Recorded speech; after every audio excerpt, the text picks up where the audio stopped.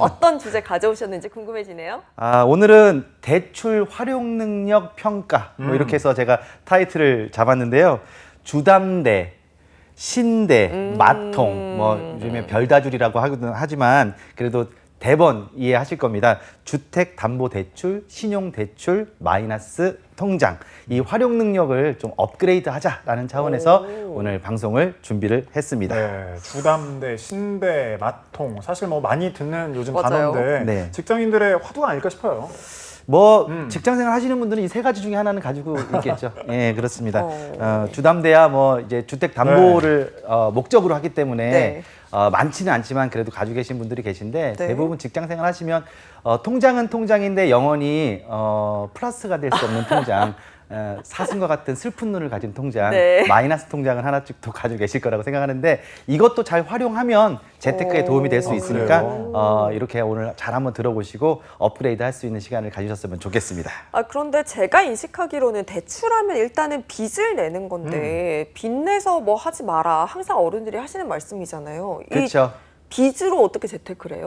일단 적당한 규모의 빚을 내고 이자 비용도 절감할 수 있으면 자산을 불리는 데 도움이 될 수 있다라는 차원에서 말씀드릴 수가 있겠어요. 집을 만약에 6억짜리 집을 갔는데 6억을 저축해가지고 투자해서 저축해서 6억을 모아서 집을 살 수도 있지만 대부분은 그 6억의 집을 살 수가 없기 때문에 아무래도 대출을 활용을 하고요. 요즘엔 또 영혼까지 끌어올려가지고 무슨 주식 투자를 한다 이렇게 얘기를 하는데 이런 레버러지 투자도 대출과 관련이 있기 때문에 이런 부분들은 우리가 좀 귀담아 듣고 적당한 규모의 빚을 내고 이자 비용을 또 절감하고 그걸 통해서 자산을 또 확보할 수 있는 그런 방법을 가지는 게 좋겠다 이렇게 말씀드릴 수가 있겠습니다. 네, 사실 뭐 6억짜리 집을 말씀하셔서 실제로 그런 집이 요즘 있으면 좋겠다는 생각이 드는데 찾아봐도 없더라고요. 네, 요즘. 없어요. 조금 근교로 가면 돼요. 근교로 가면 예, 좀 경의중앙선 멀리? 정도 타고 조금만 1시간 정도만 가면 네. 한 5, 6억짜리 집이 있습니다. 네네네. 네, 열심히 좀 공부를 해보고 좀 많이 알아보고 살펴봐야 되겠네요. 두 분이 있으세요? 대출? 뭐 그 관련된 거요? 아직은 없어요. 저도 없습니다. 열심히 두 분도 모아서 좀 증식시켜서 하고 싶은데 아직 청약도 안 되고 좀 신대 마통도 없고. 네, 아직 그래요? 없습니다. 건실하시네요. 뭐 그냥 티끌 모아 태산이 목표였어서 예. 얼마 전까지. 근데 말씀드리니까 좋습니다. 좀 적절한 대출 같은 건 좀 필요하겠다 싶은 생각도 필요할 때 드네요. 필요할 수 있게끔 준비하는 게 좋겠다 이렇게 말씀드릴 수가 그러니까요. 있겠습니다. 뭐 저는, 주택담보대출이 사실 대출의 꽃이라고 해요. 왜냐하면 주택을 담보로 은행에서 대출 받는 제도잖아요. 네. 네. 보통 사람의 가장 큰 희망이 대한민국에서 사는 사람의 희망이 내 집 하나 갖는 게 좀 꿈이긴 하는데 이게 사실 규모도 크고 대출 원리금을 갚아야 되는 기간도 굉장히 길어요. 때문에 대출 중에서도 가장 깊은 고민과 공을 들여야 되는 게 사실입니다. 게다가 빌리고 싶다고 빌려주세요 하고 다 빌려주는 게 또 아니거든요. 그쵸. 예, 집값 상승과 가계부채 증가의 원인 중에 하나로 주택담보대출이 자꾸 지목이 돼가지고 이게 규제가 좀 심해지고 있습니다. 이 복잡한 맞습니다. 규제가 적용되고 있어서 이런 부분들도 좀 잘 알아보고 들어가는 게 좋겠다 말씀드릴 수가 있겠습니다. 네, 늘 부동산 얘기하면 최근까지도 계속해서 나오는 화두가 주택담보대출과 관련된 이제 규제가 아닐까 싶어요. 이 규제에 대해서 좀 알아봐야 될 것 같거든요. 신용대출이야 뭐 본인의 신용, 네, 본인의 신용, 그다음에 점수 요즘에 천정까지 점수 있지 않습니까? 네. 예, 그다음에 소득 정보, 그다음에 내가 어떤 회사 다니냐, 뭐 이런 것들로 쉽게 빌릴 수 있는데 기본적으로 주택담보대출은 LTV라고 합니다. 이 V를 또 발음을 V라고도 하는데 규제 비율, 이 규제 비율 안에서 대출이 이루어집니다. 주택담보대출 비율이라고 얘기하는데 은행들이 주택담보를 대출을 해줄 때 적용하는 담보대출. 그러니까 어떤 담보로 그 대출을 받으세요. 그 담보의 가치를 정확하게 파악한다는 건데 LTV는 규제 지역 여부에 따라서 40에서 60% 사이로 정해져 있습니다. 즉 집값의 40에서 60% 내에서만 돈을 빌릴 수 있다는 의미입니다. 네, 그래도 벌어야 되는 돈이 많네요. 근데 뭐 규제 지역 말고도 사실 뭐 소득에 따라서 주택담보대출 한도가 달라지기도 한다고요. 예, 옛날에 제가 돈 빌릴 때만 하더라도 DTI라는 게 네. 적용됐는데 지금은 DSR이라는 제도가 생겨가지고 총 부채 원리금 상환 비율이라는 게 있습니다. 네. 부채가 얼마나 있나 영혼까지 다 털어가지고 본다는 얘기예요. 그래서 총 부채 원리금 상환 비율로 대출 받은 사람의 소득 대비 전체 금융부채의 원리금 상환액 비율을 이렇게 의미를 가지고 이제 상환 능력을 평가한다는 점을 우리가 한번 염두에 두는 게 좋겠다 이렇게 말씀드리고 싶습니다. 일단 뭐 LTV, DSR 이름부터가 어렵고 숫자도 굉장히 많아서 너무 이해하기가 어려운 것 같거든요. 조금 더 쉽게 풀어서 설명 좀 부탁드려요. 네, 말씀드렸던 LTV 40%가 적용되는 지역에 8억짜리 아파트를 산다고 했을 때 40% 적용이니까 48, 32, 3억 2천만 원 대출이 네. 이루어지는지는 이게 대출 가능 여부를 보려면 말씀드린 대로 이제 DSR을 봐야 된다는 네, 뜻입니다. 네. 그래서 이 DSR 안에 네. 다른 원리금 상환액이 포함되어 있으면 그 금액을 총 받을 수 40%의 금액을 받을 수 없다라는 것을 네. 우리가 알고 이제는 그 모든 것이 이렇게 규제가 되고 있다라는 것을 아시면 될 것 같다라는 말씀을 드릴 수가 있겠습니다. 네, 그러니까 뭐 내가 만약에 어떤 다른 대출을 받은 게 있다라고 하면 이 받을 수 있는 비율 여기에 좀 영향을 미칠 수 있다는 거죠. 그렇습니다. 영향을 미칠 수 있다는 점을 우리가 꼭 간과하지 않았으면 좋겠고 저도 이제 집이 있어요. 네, 부럽네요. 예, 저는 제 집이 있어요. 제 등기 권리증이라는 게 있어요. 네, 네, 네. 예, 이게 집 문서죠. 집 문서죠. 그쵸. 예, 그래서 권도영 이름이 딱 써 있어요. 당당해요. 네. 네. 근데 이제 집에 들어가면 이렇게 묘한 게 있어요. 집에 한 반 정도가 땡땡 은행 이렇게 써 있어요. 아, 예. 그래서 그 은행의 비용을 지금 저는 갚고 있어요. 근데 이게 길어요. 20년, 30년, 최장 40년까지 돼요. 그래서 그 부담을 안고 살아가는 게 주택담보대출이다. 그런데 옛날에는 그냥 그렇게 빌릴 수 있었지만 지금은 규제가 심해지기 때문에 네. 당신의 집담보도 중요하지만 정확하게 당신의 총 상환 능력과 그다음에 부채 비율 다 보겠다. 이렇게 지금 정부의 입장이다. 이렇게 보시면 될 것 같습니다. 네, 제가 지난 주말에 집들이를 갔었는데 언니 형부 집이 너무 좋아요 이랬더니 지금 여기 너가 서 있는 부엌 빼고는 다 은행 거야 이렇게 얘기를 하더라고요. 맞아요. 네. 비용을 그럼- 내고 있죠. 네, 그런데 그럼 지금 말씀해주신 규제들로부터 자유로운 사람도 있을 수 있나요? 네, 이 두 분처럼 생애 처음으로 주택 구입을 한다거나 네. 신혼부부 뭐 이런 이런 부분들은 생애 첫 주택을 구입을 하는데 신혼부부이거나 그 8천만 원 정도의 연간 소득일 경우에는 LTV 규제 등이 10% 완화돼서 적용이 될 수 완화. 있습니다. 예, 전혀 뭐 적용을 하지 않는다. 이건 아니니까 이런 부분도 참고하셨으면 좋겠습니다. 네, 규제에서 뭐 자유로운 것도 좋지만 오히려 좀 강화되는 부분도 있나요? 그렇습니다. 집 더 갖는 거는 정부에서 지금 굉장히 강화하고 있죠. 네. 추가 주택 구입을 한다면 주택담보대출 거의 받을 수 없다라고 보시면 될 것 같습니다. 집값도 변수예요. 정부 규제에 따라 9억 원이 넘는 주택을 구입할 때도 사실상 주택담보대출을 받을 수가 없다. 그래서 9억이 거의 지금은 상한선이다 이렇게 보시면 될 것 같습니다. 9억은 기억하셨으면 좋겠어요. 그거보다 계속 근데 집값은 올라가잖아요. 그렇죠. 그러면 예. 이것도 상향되나요? 어떻게 그렇겠죠. 이제 상향이 되게 어. 되는데 그건 이제 그때 정부의 입장에 따라 달라지기 때문에 우리가 어떻게 미리 예측하고 할 수는 없다. 일단은 이런 부분들. 9억이다. 네, 일단은 지금 현재는 9억이다라는 부분을 아셨으면 좋겠습니다. 네, 지금 언급되는 이 액수만으로도 굉장히 눈물 나는 방송인 것 같긴 억소리가 해요, 나네요. 저한테는.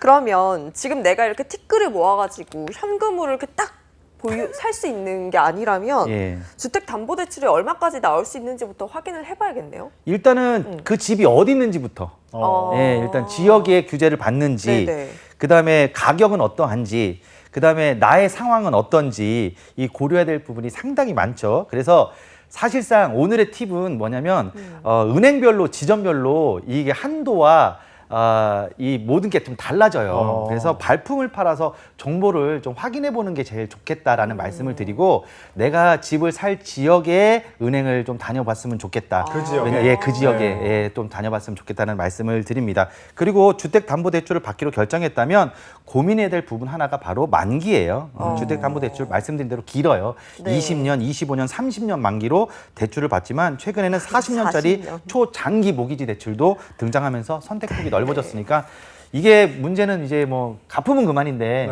예, 은퇴 안 하고 계속 돈 벌면 상관이 없잖아요. 네. 그래서 이제 우리는 퇴직이라는 이런 아주 중요한 이벤트를 가지고 있기 그렇죠. 때문에 이런 부분들과 생애 설계를 같이 해야 된다는 말씀을 드리고 싶습니다.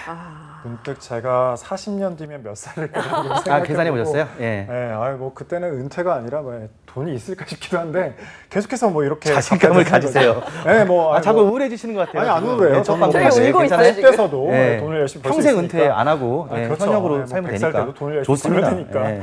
주담대를 받을 때 이 원리금 상환 기간 설정을 좀 어떻게 하는 게 좋을까요, 그럼?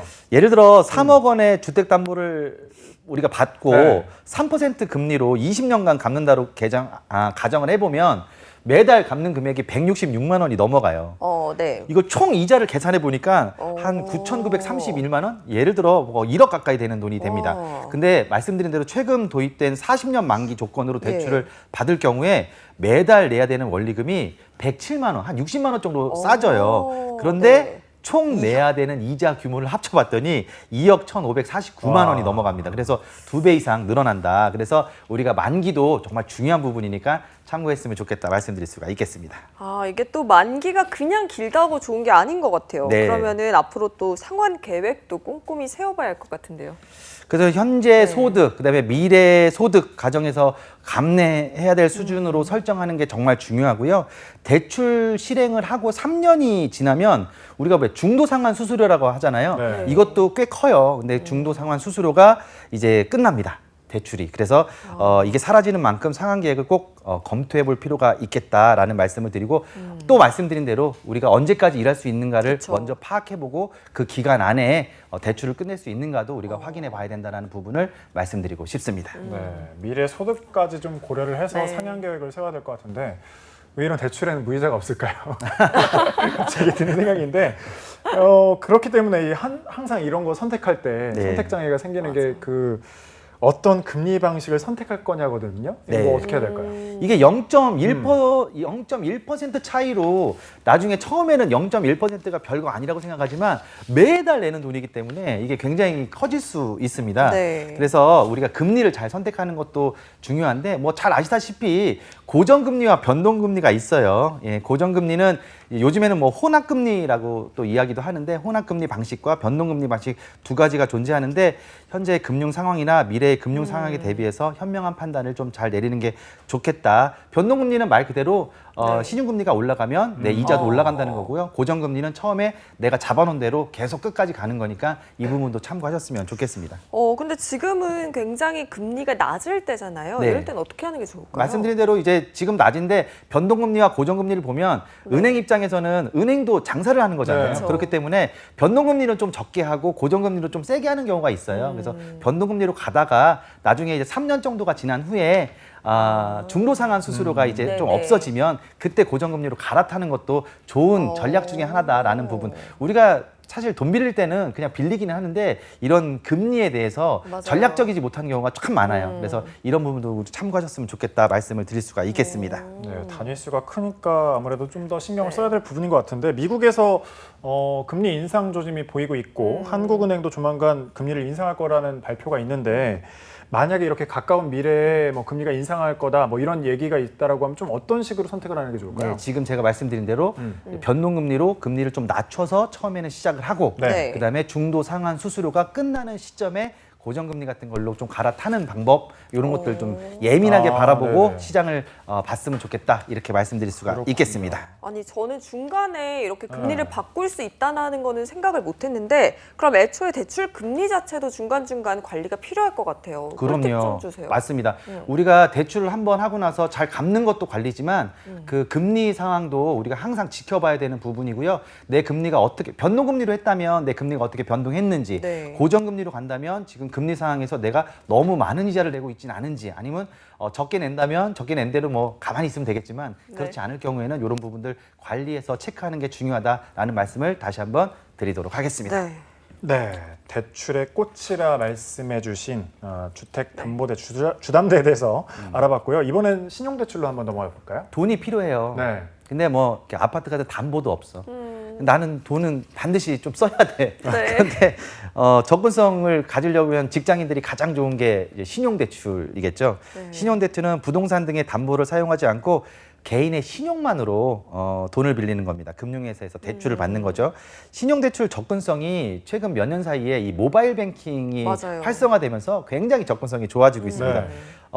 현금 서비스 같은 거 있잖아요. 이거는 거의 13초 내로 입금되는 거를 그 목표로 개발된다고 하더라고요. 진짜 무섭죠. 예. 근데 신용대출도 요즘에 3분 안에 거의 가능합니다. 그래서 이런 부분들도 우리가 있는데 그래도 돈 빌리는 거는 쉽게 빌릴 수 있지만 또 갚는 거잖아요. 그래서 그러니까요. 이런 것들도 신경을 써야 된다는 말씀을 드리고 요즘에는 컵라면 대출이라고 얘기해가지고 3분 안에 대출이 완성될 수 있다라는 이야기도 하고 있지만 쉽게 빌릴 수 있는 만큼 또 갚는 것도 중요하니까 오늘 방송 잘 들어봤으면 좋겠습니다. 네, 정말 세상에 공짜 없다라고 하는데 이렇게 쉽게 빌린 만큼 우리가 어떤 부분 유의하는 게 좋을까요? 말씀드린 대로 신용대출은 잘 갚는 게 제일 중요합니다. 신용대출을 받을 수 있다는 것은 그만큼 신용이 있다라는 뜻이거든요. 그쵸. 신용대출이 안 나오는 사람이 있죠. 그럼 신용이 없다라는 뜻이에요. 그래서 내가 신용이 있어서 신용대출을 할 수 있다는 것은 내가 담보는 없지만 내 신용의 점수도 좋고 좋은 회사를 다니고 있고 갚을 상환 능력이 된다는 거기 때문에 빌릴 수는 있어요. 근데 거기서 점수를 더 높이기 위해서는 잘 갚아서 만기를 잘 채워서 끝내는 거죠. 항상 만기를 우리가 염두에 두고 갔으면 좋겠다는 말씀을 드립니다. 왜냐하면 만기 때 연장이 안 될 경우가 있거든요. 네. 근데 만기 때 연장이 안 됐을 때는 늪에 빠지게 돼요. 그러면 여러 가지 신용 상태에서부터 내 자금 상태가 좋아질 수 않기 때문에 만기를 항상 염두에 두고 돈을 빌렸으면 좋겠다라는 말씀을 드리겠습니다. 상환 계획이 필수네요. 네, 상환 그렇습니다. 계획이. 예, 그런데 뭐 많은 분들이 이와 관련해서 뭐 계획도 세웠을 거고 네. 열심히 목표로 하는 부분에 있어서 다양한 생각을 가지실 텐데 이렇게 하면 더 좋은 조건으로 받을 수 있다. 이런 팁이 있을까요? 일단 중요한 거는 발품을 또 이것도 팔아야 됩니다. 발품? 예, 우리 회사 주거래은행이 어딘가를 먼저 살펴보세요. 그래서 총무과에 물어보면 바로 알려줍니다. 회사의 주거래은행? 예, 회사의 네. 주거래은행. 그럼 그 회사는 그 주거래은행에서 좋은 평가를 받고 있기 때문에 그 회사에 가서 받을 때 훨씬 더 좋은 점수로 0.1%라도 아껴서 받을 수 있고요. 그다음에 신용대출은 많은 은행의 금융 상품들과 연계돼 있어요. 그렇기 때문에 그 연계돼 있는 카드나 여러 가지 이제 적금 같은 것들 연계해서 한다면 0.1, 0.1, 0.1 떨어뜨려서 내가 그냥 받을 수 있는 것보다 훨씬 더 받을 수 있기 때문에 낮은 금리로 이자를 낮춰서 받을 수 있기 때문에 그런 부분도 참고하셨으면 좋겠다는 말씀을 드리겠습니다. 네, 정말 꿀팁을 알려주셨는데 이번에는 마지막으로 마이너스 통장에 대해서 이야기를 나눠볼까 합니다. 앞서서 우리 권 대표님이 말씀해 주셨듯이 영원히 플러스가 될 수 없는 통장이다 하셨잖아요. 예, 기본적으로 이제 한도 대출이라고 네. 얘기합니다. 예, 그래서 마이너스 통장 뭐 이야기를 나눠볼 텐데 은행 측이 개통한 전용 계좌에 약정을 걸고 한도를 정해주는 거예요. 약정 금액까지는 잔액이 마이너스로 빠져나가는 그런 식의 대출인데 뭐 직장인 하다 보면 하나씩은 가지고 있고 필요할 때 좀 써야겠다라는 마음으로 열어 놓은 상태죠. 그래서 마이너스 통장을 가지고 있는데 이것도 엄연히 따지면 빚이죠. 그래서 관리가 필요합니다. 그럼 만약에 내가 돈이 필요한데 신용대출하고 마통하고 선택한다라고 하면 어떤 게 좀 괜찮을까요? 일단 저는 네. 이렇게 생각해요. 내가 명확하게 대출을 받아야 될 목적이 무엇인가를 네. 먼저 분명히 하는 게 목적. 중요하다. 예. 그래서 내가 만약에 3천만 원짜리 진짜 내가 결혼 자금으로 무언가를 해야 될 부분이 생겨서 이걸 받는데 네. 마통과 신용대출 사이에서 고민을 했을 때 이자도 확인을 해봐야 그쵸. 되고 그렇죠. 근데 마이너스 통장 같은 경우에는 조금 유동적으로 내가 빌릴 때마다 이자를 내는 부분이 있기 때문에 조금 그거와는 좀 이렇게 상반되는 부분도 있어서 네. 목돈을 빌릴 것이냐 아니면 내가 조금 안정적으로 내가 갈 것이냐에 대한 부분을 먼저 생각해 보고 결정을 하는 게 좋겠다 말씀을 드릴 수 있도록 하겠습니다. 일단 예. 돈을 빌리는 목적을 알아야 한다라고 말씀을 해주셨는데 그러면 마이너스 통장으로 대출을 받을 때 유의할 점은 어떤 게 있을까요? 한도가 정해져 있기 때문에 그 한도로 계속 가는데 내 금융 상황이나 이제 신용 점수가 이제 변경이 되거나 회사를 옮겼다. 이럴 때는 은행에서 가만두질 않아요. 그래서 내가 5천만 원 한도로 돈을 빌렸는데 이게 갑자기 2천만 원이 될 수 있어요. 그래서 내가 분명히 5천만 원을 생각하고서 결혼 자금으로 내가 5천만 원 마이너스 통장에서 빌려가지고 어떻게 갚아내야지 이렇게 마음을 먹었는데 막상 그 날짜에 가서 통장을 열어보니 통장 한도가 줄어든 경우가 생길 수 있다는 점을 반드시 아셨으면 좋겠다는 부분을 말씀드리고 싶습니다. 그렇군요. 변하네요. 예, 변하는 거군요. 초반에 주담대 얘기할 때도 나왔지만 요즘 그 뭐 저희 같은 젊은 세대들은 약간 영끌이라는 맞아요. 표현을 많이 네. 얘기를 하잖아요. 그래서 뭐 영끌에서 집을 샀다, 영끌에서 투자를 했다, 네. 뭐 여러 가지 말이 많이 비유가 되는데 이렇게 신대 마통 만들어서 집을 네. 사거나 뭐 주식 같은 걸 한다라고 하면 이게 어떻게 좀 보시나요? 여기에 자, 대해서? 저는 오늘 뭐 결론적으로 말씀드리면 네. 주택담보대출을 받아서 집을 샀어요. 집의 가치가 잘 올라가고 내가 이자 비용보다 훨씬 더 많이 올랐다. 그러면 좋은 거예요. 근데 그쵸. 그렇지 않고 집의 가치가 떨어지거나 나는 비용은 비용대로 이자 비용을 썼는데 집의 가치는 떨어졌다. 이렇게 되면 잘못된 거죠. 마찬가지로 주식도 지금 뭐 사실상 박앤세일이라고 해서 많이 떨어져 있는 주식을 사기 위해서 그쵸. 이렇게 대출을 받아 산다. 그런데 그게 만약에 오르지 않았을 때는 문제가 생기는데 문제는 뭐냐면 대출은 반드시 만기가 있다라는 거예요. 네. 내가 투자 수익률을 그만큼 올리는 데는 기간이 정해져 있지 않아요. 언제 네, 오르고 언제 맞아요. 떨어질지 모르니까. 그런데 대출은 반드시 만기가 있기 때문에 돈을 빌려서 투자할 때는 그 만기 날짜를 반드시 확인해 봐야 된다는 부분을 다시 한번 말씀을 드릴 수 있도록 하겠습니다.